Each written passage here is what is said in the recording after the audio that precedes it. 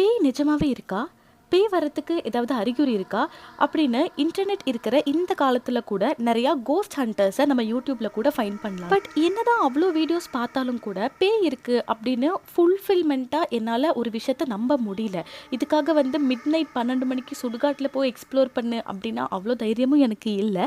இதை பற்றி ரீசர்ச் பண்ணிட்டு இருக்கும்போது தான் இந்த ஒரு ஸ்டோரி என் கண்ணில் பட்டுச்சு.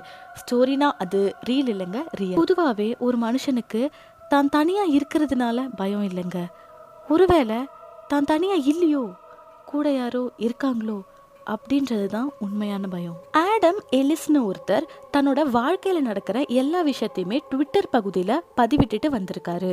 ஒரு நாள், அதாவது ஆகஸ்ட் 7ஆம் தேதி 2017 மண்டே அன்னைக்கு ஆடம்க்கு ஒரு கனவு வந்திருக்கு. அந்த கனவுல ஒரு குழந்தை ஆடமை பார்த்த மாதிரியே முறைச்சிட்டு நின்றுருக்கு.